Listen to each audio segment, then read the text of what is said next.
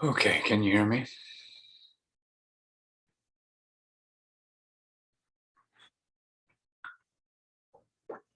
So the emperor goes to the Zen master and asks him, in this case, um, I want to build you a monument, right? And the Zen master's like, okay, build me a seamless tomb, right?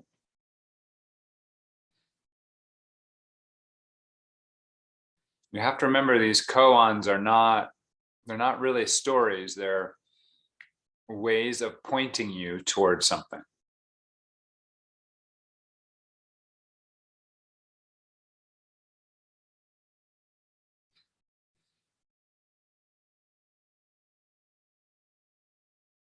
So sort of by its nature, don't get into the physics of it, but if we really think about it fundamentally, you can't build something that has no parts, right? Building is putting together parts. So it's a paradoxical request.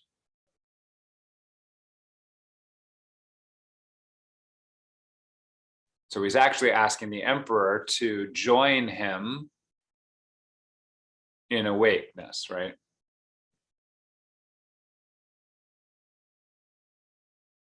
So we can think of it as the emperor as him asking you right now to join him in seamlessness.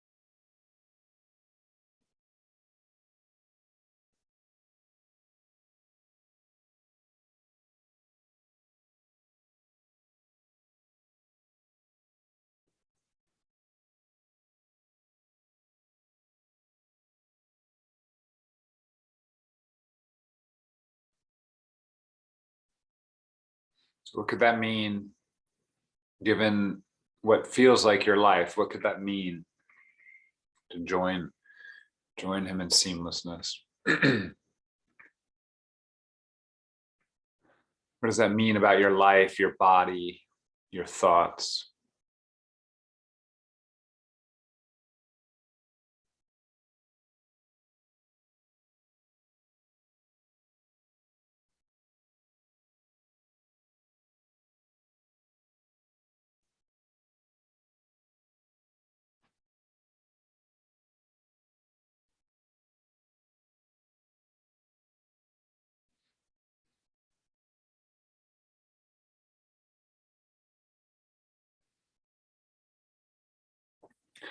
Let's feel into this a little bit more.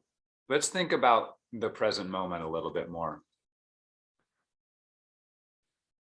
So your life, your body, your thoughts, your ideas, all the parts of everything, those are all, they only arise in the present moment, right?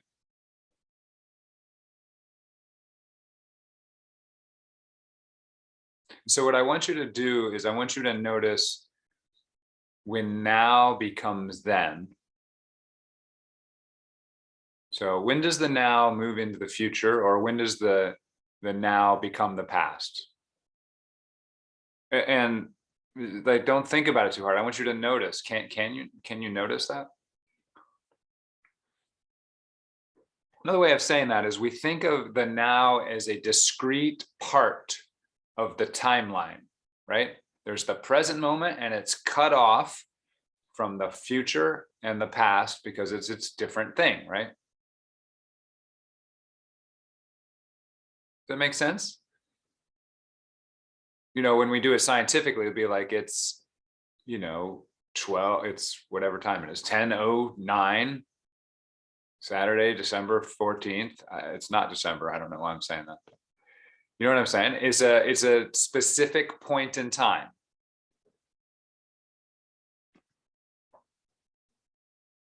So that's the way we think of time conceptually. We operate within it. And we'll hear this, you'll hear this in the spiritual world all the time. We'll come into the present moment. You only have the present moment. Everything only happens in the present moment. All of that is sort of trivially true, though very deep if you really tune into it. But I'm asking you now to actually notice if this is, can you notice whether the present moment, whether time is split into parts or whether time is whole?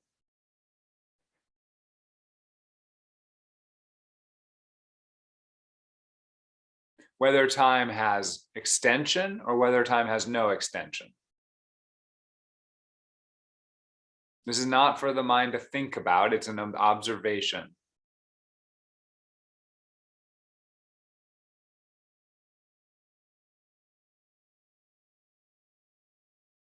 Tell me when you've left the present moment, actually left.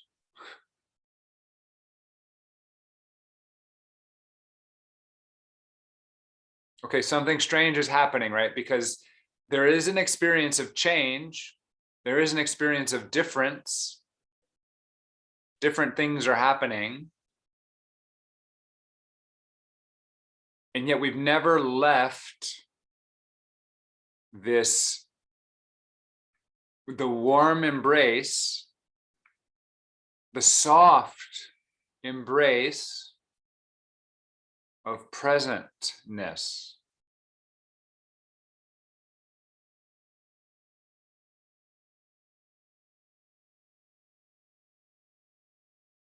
It's not like we're catching up to the present moment and then catching up to it again and catching up to it. That's not what's happening, right? It's just right here.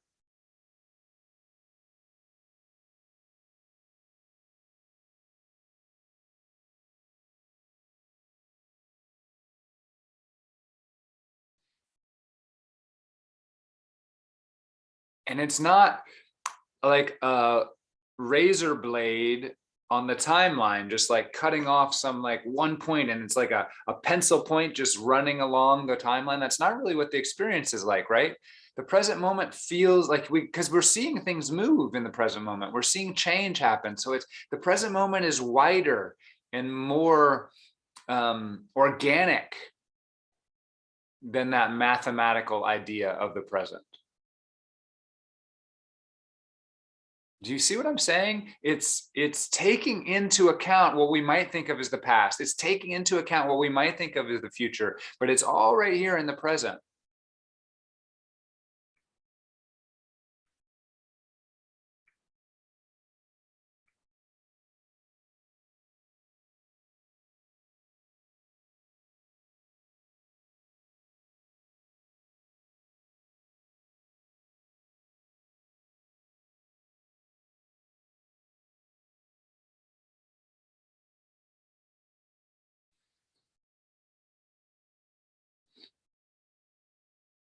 And what we're usually talking about in spiritual terms, or that you'll hear, is like we go into our mind and we start to live in our ideas and our stories.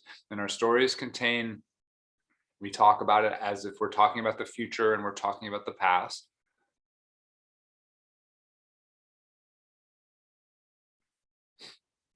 When we do that, we stop paying attention to, we stop experiencing how time is actually happening. When I say stop, most of us are not experiencing how time is actually happening.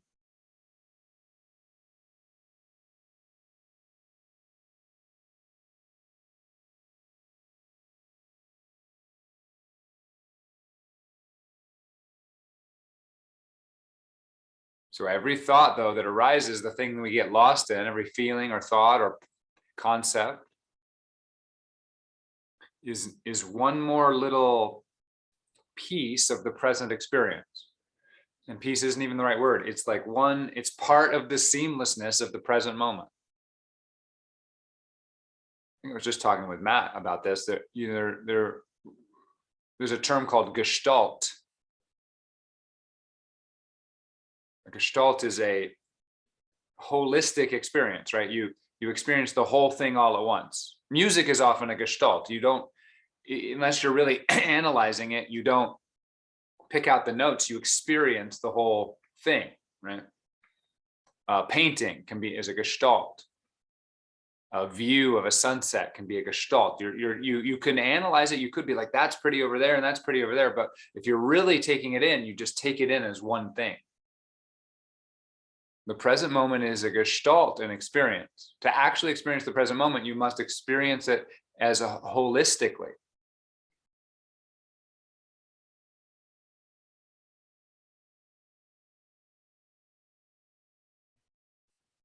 So we go out on a cliff and we look at the sunset and it's gorgeous, but there's also like maybe a forest fire, or there's a highway with some traffic, which isn't as beautiful, or there's some trash somebody left on the path. And our mind could go to those things and go, "Ooh, that sounds so nice."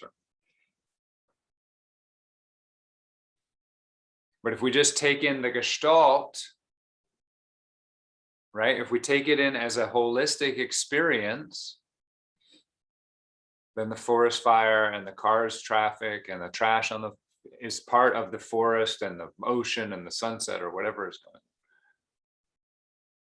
So right now, same thing. The part of you that's tired or annoyed or doesn't understand or is confused or is lost in something that they got to do later, or something all of that's part of this gestalt of the present moment. Now, the amazing thing about the gestalt of the present moment is it never ends.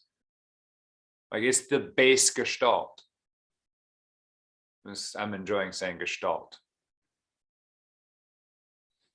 It's the base one, though, right? Meaning it's always there. It never stops. Everything is immediately, holistically unified in present moment experience. Seamlessly.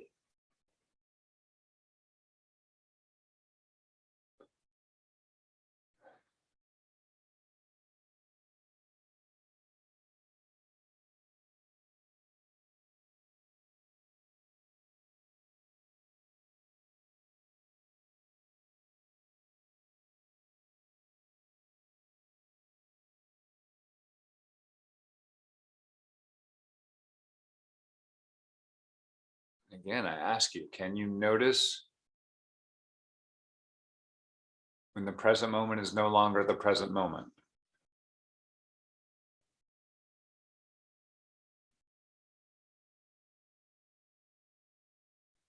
So we've been talking about awareness, and I keep pointing out that awareness is boundless. You can't find a boundary to awareness. It's taking everything in, and anything new that comes in goes into awareness too. So there's no boundary to awareness. But here's the interesting thing about the present moment. There's no boundary to the present moment.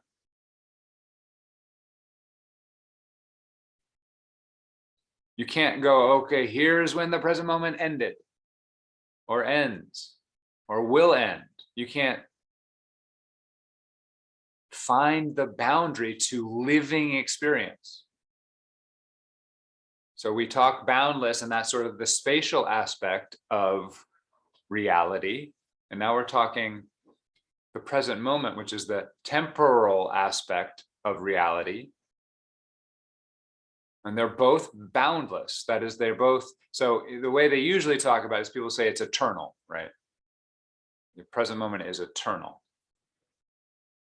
But I actually find it useful to sort of like stretch my concept and go, well, can I find the boundary of the present moment? Can I find when it where it began and where it ended. You can't do it.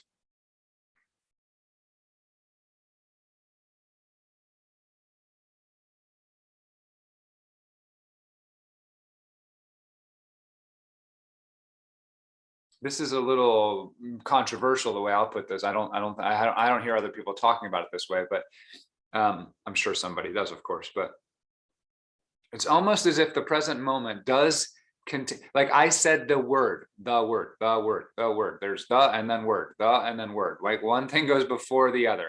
That experience of the word happens in the present moment. That experience of past and future happens in the present moment. The present moment is extended and boundless.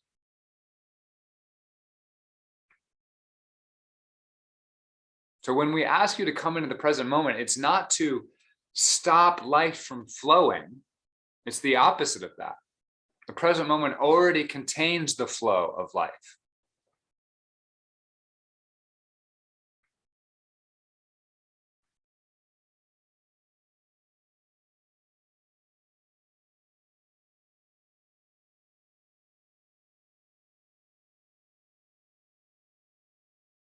This is a kind of like science of subjectivity, right? You have to really pay attention and observe, what is it actually like to be a human being? To be a consciousness. And the science of objectivity, you know, sort of cut itself off from aspects of subjectivity to make progress. And it was fine, that's great.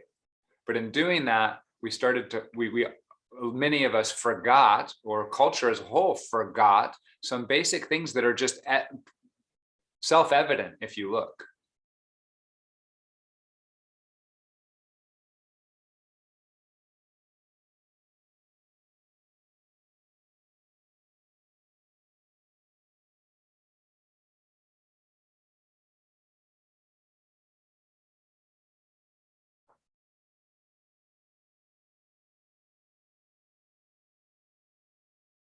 So again, this is a little philosophical, but again, I'm trying to point you.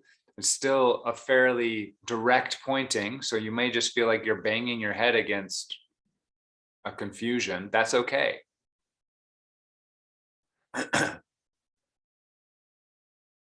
It's hard to see around our concepts.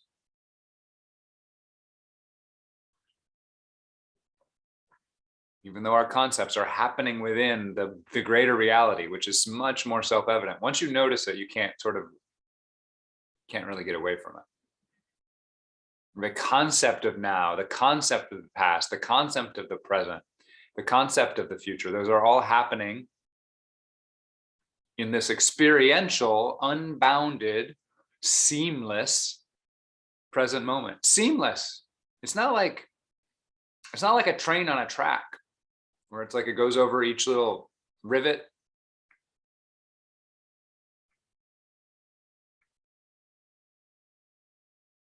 There's no movement.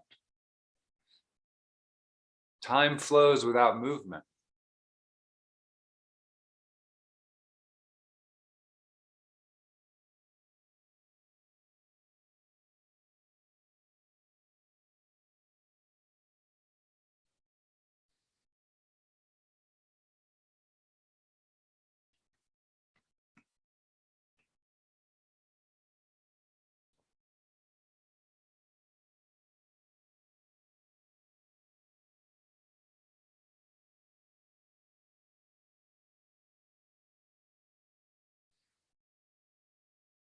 So that's a living moment, right? When you pay attention, that the present becomes a living thing. It's not a point on the clock or a point on the calendar that you have to get through or accomplish something or has to fit into the story or the narrative. It's alive, like a plant is alive, like a flower is alive. This present moment is just alive. It's brimming with life.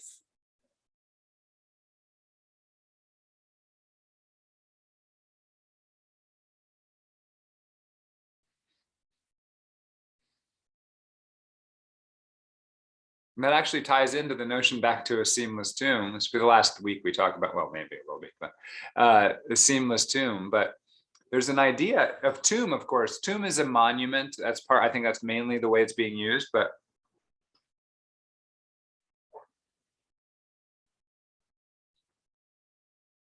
also has this idea of death in it, right? The present moment is alive. The tomb itself that the Zen master is talking about is alive, is the livingness of reality.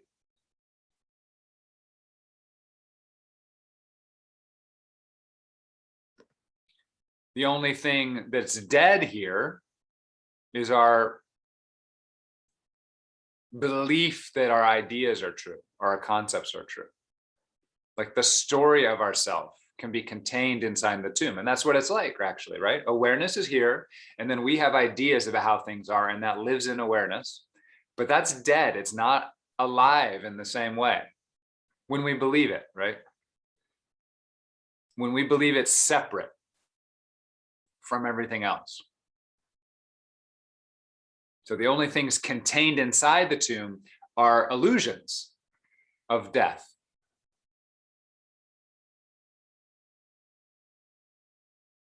Or dead illusions, another way of putting it.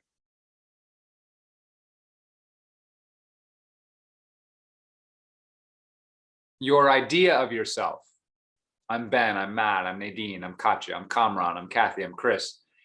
Whatever that idea is, that's so dead. I mean, we can just say that, I'm Chris. How dead is that, right? That's just, those are just two words, two sounds. If I believe them, if I believe that's a whole reality of my being, then I've killed myself.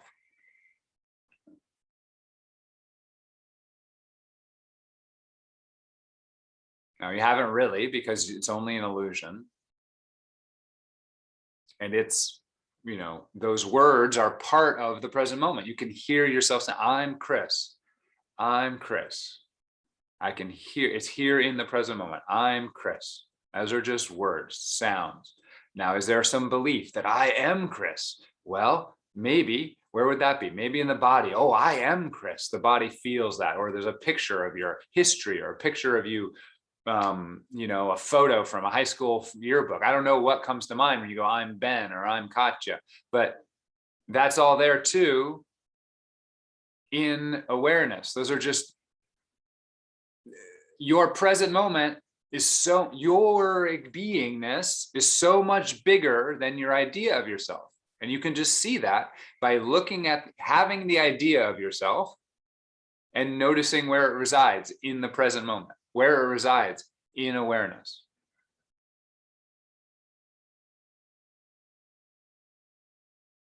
There's nothing wrong with the idea of yourself. It's just that when you believe you are the idea of yourself, the word I am Chris, those two words shrink all of this present moment down into these two little syllables.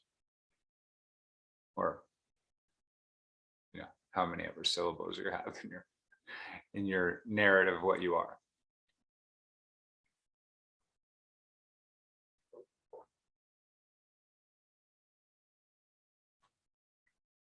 I don't usually have this, but I just felt like a desire. I really want you to get it.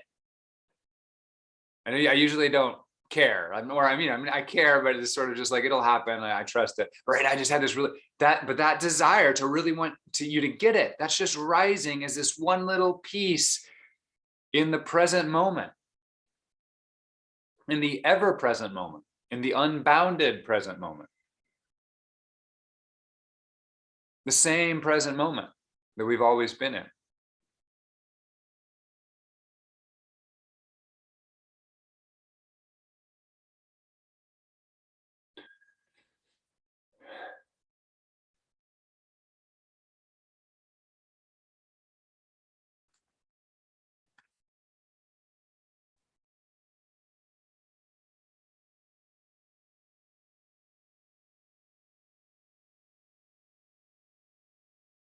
So the very idea of someone asking the Zen master, build me a monument, that very idea is dead to the Zen master. Like, what would that, why? Right? Why would we, What's the point? So take that deadness, the Zen master says, and put it in a seamless tune. Take that idea of me and the memory of me and all the plaudits you want to give me and the honor you want to give me, and put it in a seamless tune.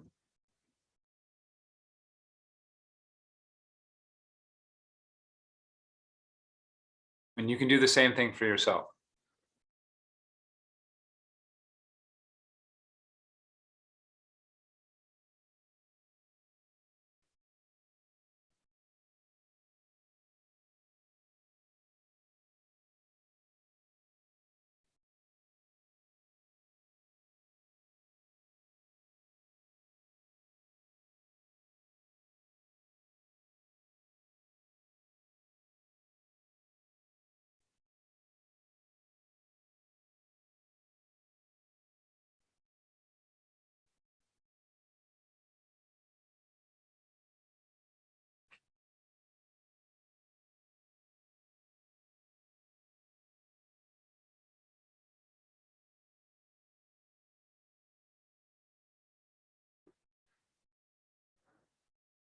Okay, so we're going to sit now.